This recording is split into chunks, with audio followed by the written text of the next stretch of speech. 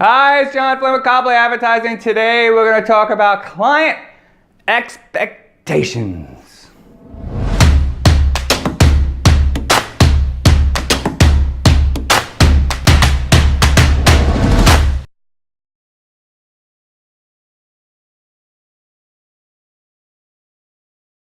Client expectations. Well, you better get that straight.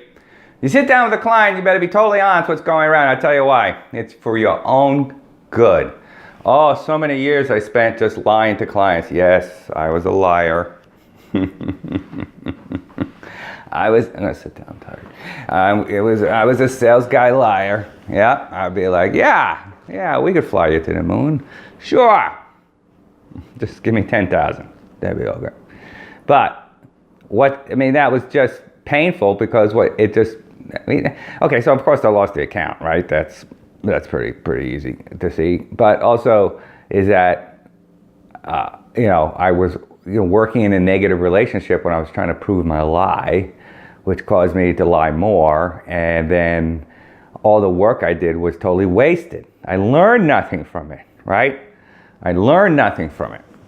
I learned nothing from what I did, and I didn't help anybody. I hurt people, right? So, I'm not saying just on a moral issue. It was like it didn't help my personal growth at all.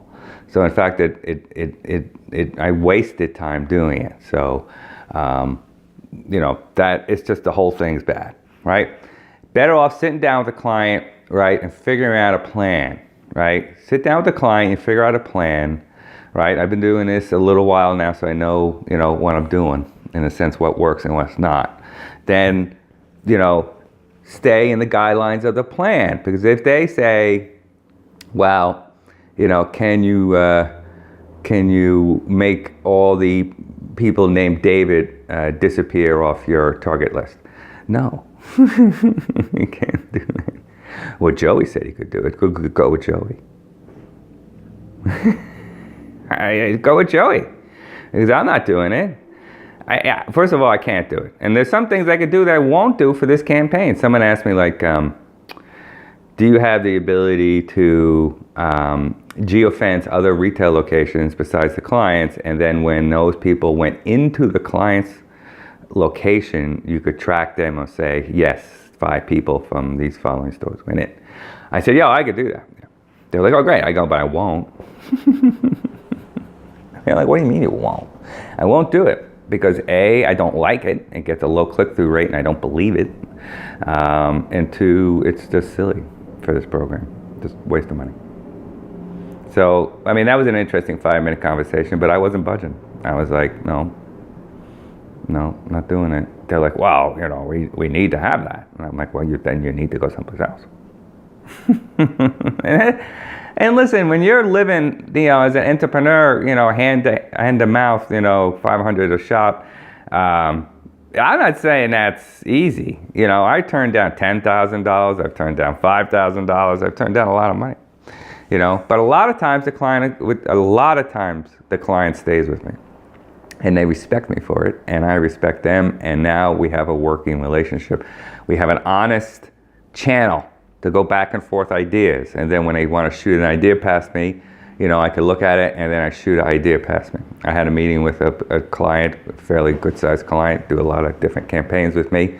We're running a campaign, and one of the campaigns wasn't doing that great, which happens. It's not my fault that they didn't like the creative or the brand. I pretty much deliver what I need to deliver, but obviously we try our best to optimize it and do what other magic tricks we can to make it happen. But then they wanted to change the data. They wanted to change the categories of the data. So I was against it. I was like, we researched this data a lot and we run this campaign and this is what we got for optimization. But it was a new team. The digital manager was fired, so I was dealing with a new digital director and the station manager and da-da-da-da. So I said, well, I'll give you 1 week. I'll give you a week. I'll put it up, see what happens. Well, it failed. And then I said, I'm not doing it again. So there you go. And nobody said anything. So, I think it's a clear communication. I work with a lot of recruitment companies, and I let them know right away I'm not a CPA play. I don't guarantee, because your websites are so bad, right? Your websites are so antiquated that you're not going to get anybody fill out an application. There's nobody who's going to sit at Starbucks or McDonald's with their smartphone and fill out a 20-page application. No one. And that's what I tell them. I tell them right off the bat, no one. So if you think, you want to go with Career Blunder or, the rest of the idiots over there, then, feel free. But I'm not doing it, like that. I will set up a wonderful program that would narrow it down to demographics, age and area, and we will, if like Tampa is going to do better than Tallahassee, we'll move the impressions over to Tampa.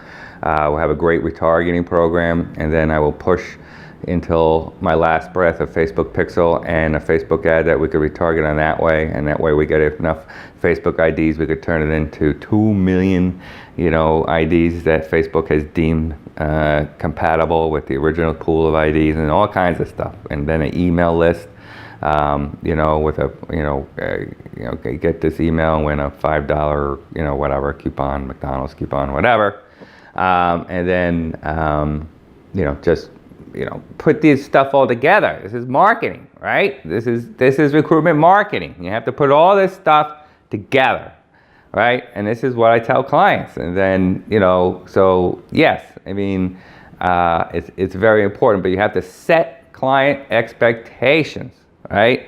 From the get-go, and say it again and again. And this is what happens. Guarantee the first week happens, right? And then the numbers come in all scattered, which is normal, and then I start, questioning me and my concept. By the second week, when the numbers come in the way I think they're going to come in, then, we're usually good, good from then on. So they may have a silly question, but I just say no. So, but if you do that in the beginning, your life's going to be a lot easier. And if somebody isn't on your team in the beginning, guess what?